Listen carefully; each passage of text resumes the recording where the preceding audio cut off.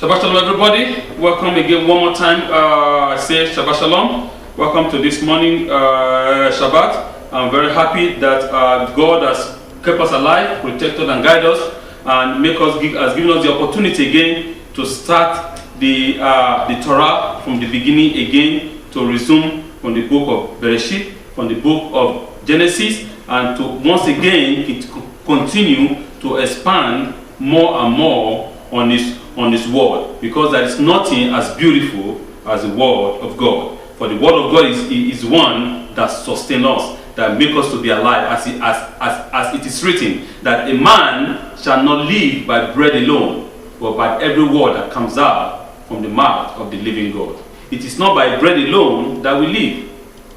Men that think that they live by bread alone, that consume everything to their own physical body, knowing that at the end this body is a manure, knowing that at the end this body is a maggot. So what about your spiritual soul? What about your spiritual body? Are you feeding it? Are you sustaining it? Or do you only sustain your physical flesh? That is a question that you have to answer. And I want to use this opportunity to thank everybody who has been supporting this ministry and this synagogue from the beginning. And I say, please, may God continue to bless you and sustain you. And those who are watching us online, please continue to do the good work, and God will continue to bless and sustain you. The parasha of this morning is known as Parasha Bereshit, which means the beginning, the creation, the starting point, the starting dot. And I subtitle it, the law of opposite attraction. The law of opposite attraction. As we know that a magnet attract is opposite. If it is the same, it repel. So I titled this, the law of opposite attraction. This week opening parasha of the Torah can be viewed as having bookends. There are two main characters in the story of humanity that are introduced to us. At the beginning of the parasha, the Torah tells us of the creation of Adam, the original human being and the progenitor of each and every one of us. Thus, the Torah records the tragedy of his life, and he became, so to speak, the story of all human beings who are prone and susceptible to sin and temptation, who live on in regret and recrimination or pity. Even though Adam will live an exceptionally long life, almost a millennium, we are not told much about the rest of his life. According to the Midrashic tradition, Adam spent most of his life in loneliness, isolation, sadness, and depression over his transgression, and this affected not only him but all humanity as well. Hebrew tradition teaches us that there were 10 generations, over 1,500 years between Adam and the generation of Noah. And the great flood, this generation sank further and further into abyss of idolatry, paganism, immorality, robbery, tyranny, and brutality. Adam, who certainly was aware of what was happening, apparently was of no influence on these generations. Instead of being an exemplary influence and a leader, he seemingly withdrew into his own isolation and sadness. We can certainly sympathize and even empathize with his behavior, but his non-action do not in any way aid the cause of humanity, nor his spiritual and emotional development and growth. I said, this week we open the book of Bereshit, and we certainly see the story of creation. How the Holy One, blessed be He, created the thing that we're seeing from nothing. And instantly after that, there was a story that came into light. And this story was the story of a man and a woman. That God created these two figures. And from their life, we can see what actually happened. And we can still see what is happening in our world at this present moment. From the tragedy of their life, from their long throat, from when I use the word long throat, meaning from their hunger to be wise, from their hunger to amass all wisdom. It was true that King Shlomo Amalek stated that wisdom is folly, which means that wisdom is evil. Too much of it. So we can see man was thirsty for what? For wisdom from the beginning. He was thirsty for knowledge. He wants to know everything. He wants everything to be under his control. He wants to control everything that he can see. His power hunger. But at the end, he fell, or humanity fall into a deep pit.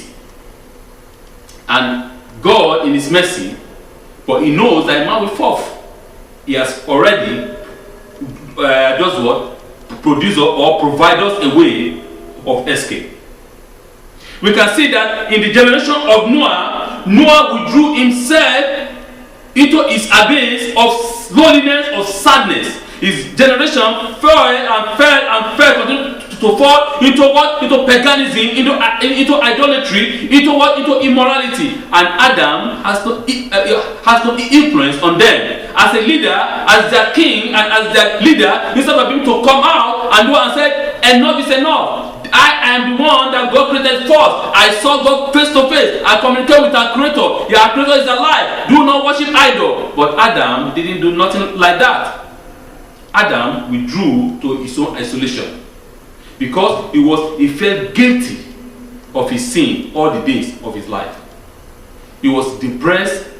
He was lonely. He was alone. In his pit.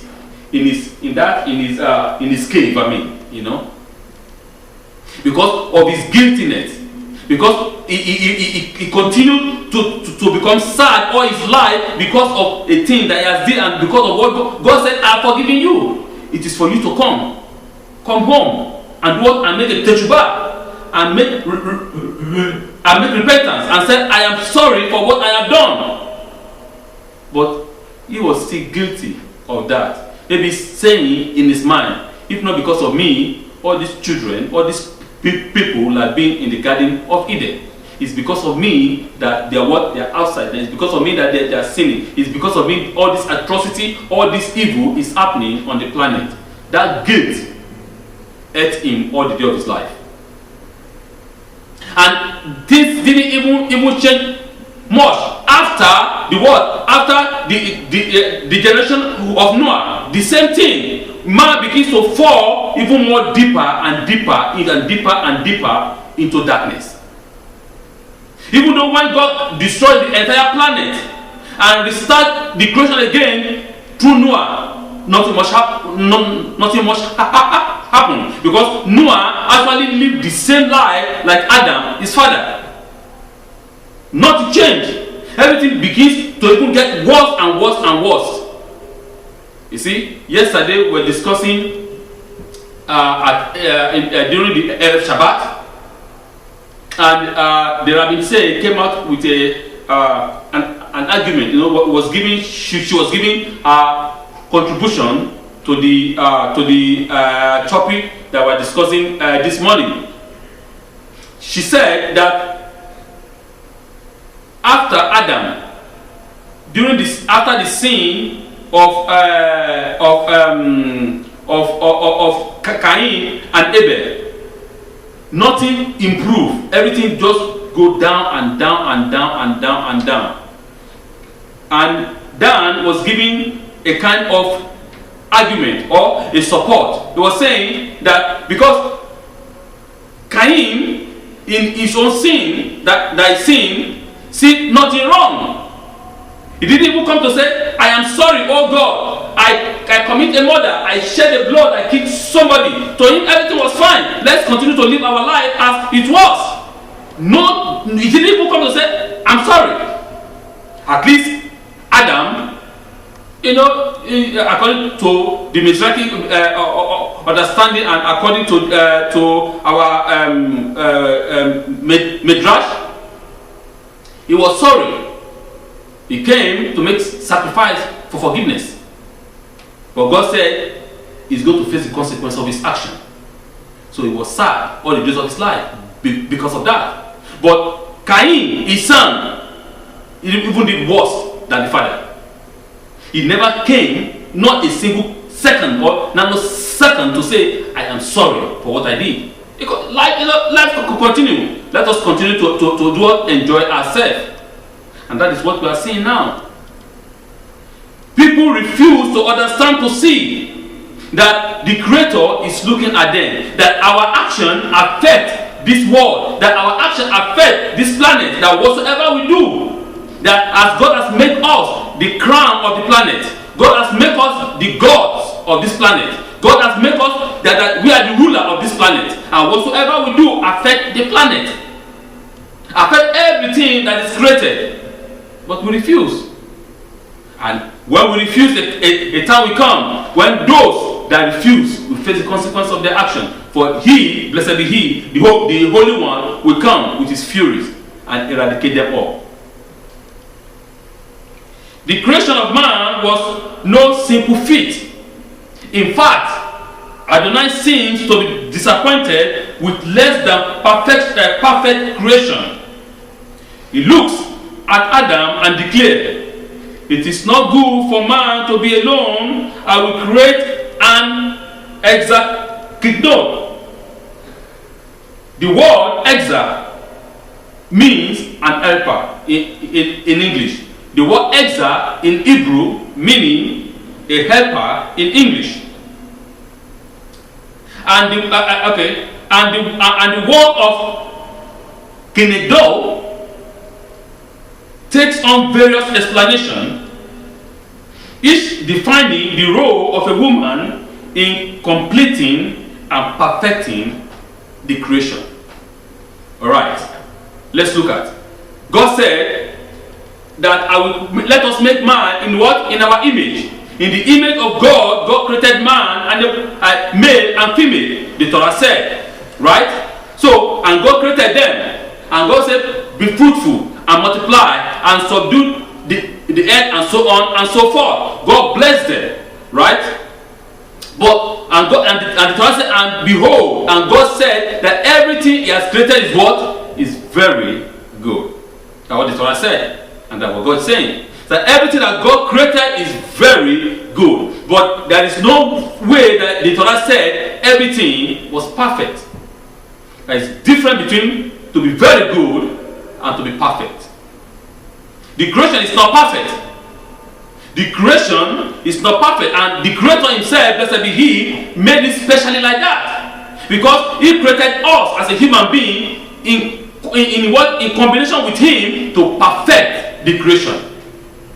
The creation of a man is not for man to sit down and just eat and eat and eat and his belly grow fat and die like chicken. No. The work of a man is to work together with his Creator to perfect the creation. That's our purpose here. Our purpose is not to jump here up and down, and have wanton eyes and discotheque everywhere and dance all the days of our life and say higher, higher, higher, higher, all those hallelujah, kinds of things. And that is it. Nothing spirituality. Everything is only about physical consumption. No. The purpose of man is to work together with his Creator to perfect the creation. The Torah did not say that the world is perfect. No. The world is very good, the Torah said. It's very good, it's good. But our job is to combine together with our Creator, to join hands with him to perfect the creation. And that is the purpose of a woman to a man. The man that God created is very good. The man is good. But the purpose of the woman is to perfect a man. So that is why sometimes when you see the man shout and cry, your problem is not the woman. You are the problem of yourself. We put all the blame upon the woman. The woman is bad. The woman is this. The woman is that. Don't you know that what you do is what your woman copy and is teaching you back? They said the best way for a child to learn is to do what? Is the best way for them to learn is to copy their parents. You don't know how your child is exactly like your copy. You don't know. You say, oh, if my son it doesn't look like me. No. Your child is like you 100% because whatsoever you do, he sees and he copies you exactly. It's not just to say, oh, do this, do this, do this. No. The word goes out here, it goes in and it goes out here. But how they learn is by example is what you do. They see what you do and they do that exactly. So your child or your children are exactly like you. So therefore, your wife is exactly like you. So don't come and put all the blame on the woman and shout, she's an evil, bad, this and this a woman because she saw that in your action, in what you do, and it's paying you back, and so you don't like that. So therefore, we see that the word that I said, kinegdo, in Hebrew, can be translated as opposite. You know, it can also be translated as opposite him. That God created somebody opposite him, and we're going to learn more about that. Simply put, the word kenedo means opposite him. It can even mean against him. That is what Rashi said. That God created the woman against the man. It's a balance. Everything has to be balanced. Okay? So, now, Rashi quote the Talmud that explain that there is no middle ground in a relationship. In a relationship, there is no middle ground. You either this or you either that. No middle ground. One cannot be opposite of one. Why? Why then does the Torah define this helper in such interesting terms? Or if one marries, then the spouse is a helper. And if one does not merit, then the spouse is a kenegdo against him. If you do good, if you do exactly what is right and just, and your wife copy from you, then your wife is an helper. That's what Rashi is saying. I hope we understand. I will come again. What your wife do is exactly what she copied from you. So if the wife married is great, that means that wife is an helper. That wife will be an helper. Does not marry, then the woman will be against you. It will go to be against. It will be opposite of you, against you. That's what I'm saying. So when you do something that is wrong, when you do something that is not right, then you want your woman to be an angel. You want your wife to be great. You want your wife to be fantastic. That won't work because you've never shown her what is good. Because you've never shown her what is right. Because you never tell her a good word. Every time you tell your wife bad word, how can she come out and be a good woman? That is the point. But when you get your woman and your wife, when you tell them good word, encourage them, bless them, talk good to them. Remember that both of you are what? Both of you are equal. The man is not like this and the woman like this. No, both of you are equal. It's a balance. But the problem of a man is what is macho. That's the problem of the man. He wants to be the Lord over all. And so therefore put the woman down. And the woman said, no, I won't be here. And that's where the problem comes. And you become opposite you. You become against you. Instead of to be like level, balance. The creation is balance. The Lord balanced everything. We men destroy everything with our own hand. We men we make nonsense of the whole creation. Not God. The evil is in man, not in God. Because God has given you a free will. You can choose. Choose what is right and just. So, though the word kinido may mean opposite him, it needs not mean a negative connotation opposite him. However, define a relationship. One cannot be opposite of no one. Why? Then does the Torah define the helper in such an interesting term? Why would it not have sufficed to call the new spouse a helper and leave it like that? Why didn't the Torah or the sage, the wise men, as God has written here in the Torah, why didn't the Torah just say, okay, he's an helper, and that is it? You can use the word that is Ezel, the word Ezel, helper, and that is it. But why is that surface? Kinido.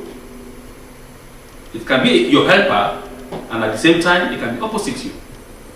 The man decide, not the woman, what you want. So most family relationship, most of it, I can tell you, 99% is from the man. Let's take for example, even though the first relationship, the relationship of Adam and Eva. If we read perfectly well, there is no place in the Torah that the Lord God explained to the woman, do not touch the fruit. Right? There is no place like that. The Torah speaks that, and the Lord God told the man, do not touch this fruit, not the woman. But if the man was so smart and was so good, the man should have gone and said, okay, this is what the Lord God said. Do not touch this fruit. He said we should not touch it, we won't touch it, right? But Adam did not do that. I don't think so. Right? Because if he did that, maybe the woman wouldn't have listened to the voice of the serpent. And the woman would say, no, I love my husband. I really, really do love my husband. He's a good man. I will not do anything against my husband. Because my husband said, the Lord God said we should not eat. And I will not do that no matter what. I will not eat. Because I love my husband. Because I don't want my husband to be mad at me. Right? Something like that. But maybe he didn't tell the woman, right? He didn't explain anything to the woman. And the serpent said, the Lord God said you should not eat. And the woman began to do what? As usual, women are women. They love to do what? To talk. And begin engage the serpent engaged her in talk. And the woman began to blah, blah, blah, blah, blah, and talk until when she was what? She was overpowered by the serpent. Because the serpent was very smart, right? Convinced her, cornered the whole things. Put 50% truth and 50% lie and mix them together, and the woman become confused altogether. And that is the kind of the most dangerous lie, because Satan knows that if he lie completely, the woman knows the truth. The woman is not stupid. No, man is not stupid. The woman, she's not a foolish woman. If she lied 100%, the woman will tell him, you are a liar. So for him to do what, to corner her, he has to mix 50% truth with 50% lie, and so therefore mix everything and give it to her. The woman becomes confused because she doesn't know what is the truth and what is the lie now. And that is what many rabbis or many leaders are doing in their country or in their congregation or in their lives or even though in their homes. When we begin to lie and lie and lie non-stop. I would like to give us a little explanation, a little example for us to understand the relationship between man and a woman. I would like to give us a little example, a little story for us to understand the relationship between a man and a woman. With the baseball playoff fast approaching, a couple went to meet a therapist because they've been having some problem in their home. A couple, they want to go and meet a therapist, just to advise them on how to make their relationship good and nice and wonderful, because they've been living in a predicament. Now, hear what the wife said. The wife now. My husband is only interested in the baseball playoff. All he's interested is in that stupid baseball. The Yankee, the Smarky, the man running after a ball, the stupid man pushing after one ball and throw himself on the ground. That is all he wants to do each night. There are problems.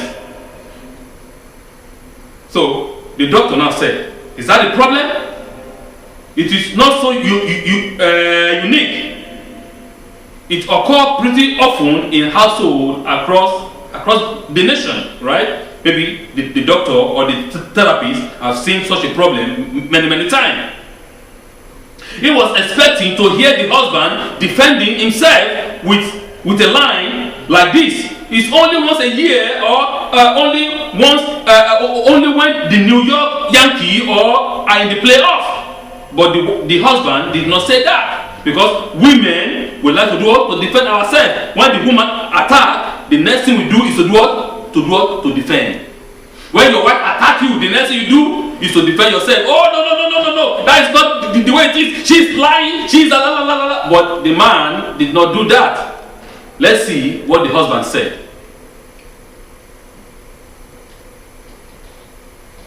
He said, what about you? The husband is talking to the wife now. What about you? All she wants to watch are the evening sitcom and series. They are meaningless fantasy. Why does she expect me to see?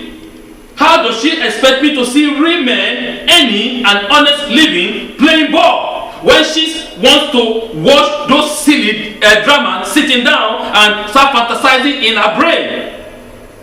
The woman loves to watch maybe what do you call it? What was the most popular? What's the most popular series on TV? Maybe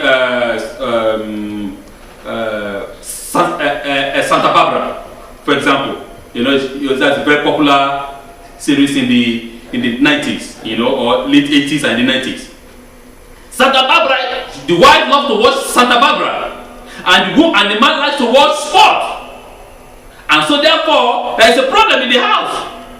The woman is looking for a way to put finger upon the face, or to put gun on the face of the man, while the man wants to put gun on the face of the woman because he watched sport and the other one watched Santa Barbara. So the therapist ponder this modern day struggle and offer his own suggestion. I see that your interest is in televised entertainment are quite polarized, but I think there is a simple solution to that. Don't let us forget that the man is saying that these men, they run after football or baseball, they are making honest living, which is true. They use their leg to make living. I'm not supporting the man. Don't say, oh, Rabbi, you are supporting the man. I'm not supporting the man. I'm just saying what is the fact. Why the woman just watch a fantasy, you know, on Santa Barbara, how something is good and she's fantasizing upon in her own brain, right? But these men are doing something, you know, they're making money. They are working hard with their legs and with their physique that God has given them. So the therapist, in his wisdom, said this is very simple. You don't have to fight. You don't have to do anything wrong. Now I will tell you what the therapist told them. Now he smiled broadly, the therapist, and with the confidence of responding with Solomonic wisdom, he continued, you are quite an affluent couple.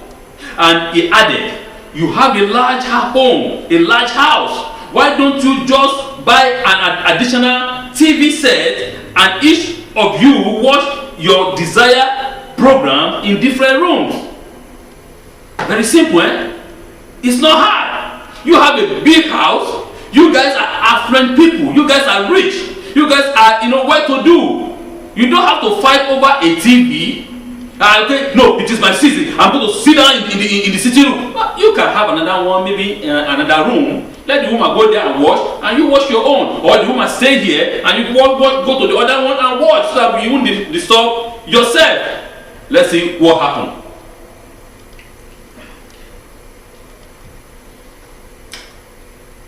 The therapist smile faded as the couple stared at him in horror. What are you talking about? What are you saying? Different rooms? Different rooms? What are you saying? They stream in unison. How can we wash in different rooms? That is the time we spend together. It is not acceptable. We cannot wash in different rooms because this is the only time that I have together with my husband. This is the only time I have together with my wife. This is the only time we can wash together because I work all day long. She works all day long. The only time we have as a family to spend together is now. So I cannot, even though if I have all the money in the world, I will not go and buy another TV because I want to enjoy my time together with my wife, or I want to enjoy my time together with my husband. Though it's contrasting the definition of a spouse capacity, the Torah does more than warn us of problems. It explains what the best helper is. The appropriate helper and mate is not one who spends his or her time in a different world with different interests and no concern for the others. Rather, it is one who stands opposite the spouse and face him. The shared enjoyment of each other's company, the companionship of Kenegdo, should overweight a set of four eyes glued to an event in the distance. The Torah wants two sets of eyes facing each other, not on mobile or tablet gadgets, not to shout at each other, but to talk to each other in respect and love. Sometimes in agreement, sometimes in disagreement, as long as they are Kenegdo, opposite the other. So what I'm saying here is that these couples, they appreciate the time they stay together. That, listen, no sport, no Syria, no Santa Barbara can do what? Can separate us. This is the time that we enjoy this is the time I enjoy with my wife. This is the time I enjoy with my husband. This is the time that we are one like a family. And so therefore, I cannot separate myself from my husband or from my wife because of a football or because of a baseball or because of Santa Barbara. You know, so they understood the importance of you being in unison, in being together, in having that special moment, you know, in that companionship, in that relationship. So, and it is not you glue your four eyes onto some, you know, sport or onto some serious, you know, or shouting and making noise at one another, but in talking to one another in respect and in love. At the conclusion of the parasha, we are introduced to Noah, who will be the central character in the drama of the flood that we will read about in next week Torah reading. We see a somewhat similar story with Noah, as we saw with Adam. After surviving the flood and having the opportunity to build the world in a more positive fashion, he also failed the test and lose influence on his own children and succeeding generation. He also lives an exceptionally long life like Adam, almost a millennium, but extraordinarily little is revealed to us about the rest of his days, or what other accomplishment, if any, he achieved. Noah, like Adam, remained an enigmatic figure, a reservoir of failed potential and human decline.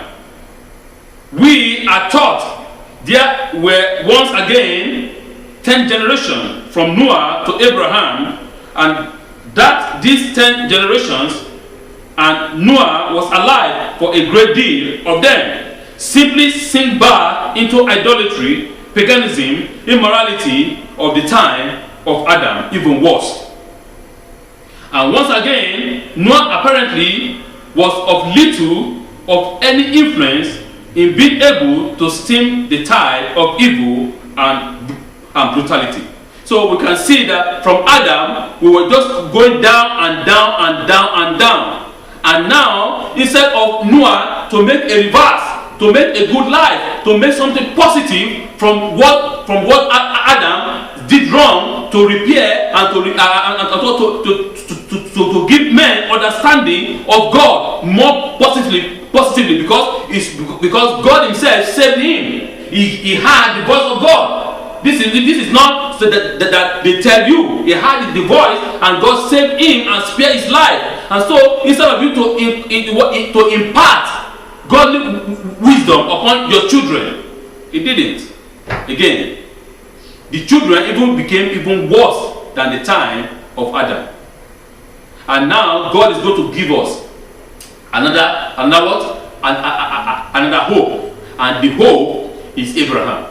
This time around, the hope is Abraham, because Adam fell, Noah fell, and so therefore God said, I'm going to give them another chance. And this time, Abraham came into sin. It is only once we reach the story of Abraham and Sarah that we find people who not only were pious in their own right, as Noah certainly was, but who also had an enormous influence upon later times as well. And Abraham and Sarah are the example that is set before us. We are all people of influence on our families, community, and society. We must see ourselves in that light and behave accordingly and reveal ourselves as example and influence to the world around us. So, we are all men and women of influence. Abraham was a different person. Abraham has an enormous influence in his own society, among his people, and he taught them the language of God. He taught them to be closer to God. He taught them to make teshuvah, to see that God is good. Unlike Adam and Noah. Adam was created pure, but he made a mistake. He didn't have that influence. He didn't impart much influence upon his own society. Noah, the same thing. The Torah said, and Noah was the only one that was pure in his own days. And still yet, he couldn't influence his own people, his own sons, his own children, his own society, until Abraham came.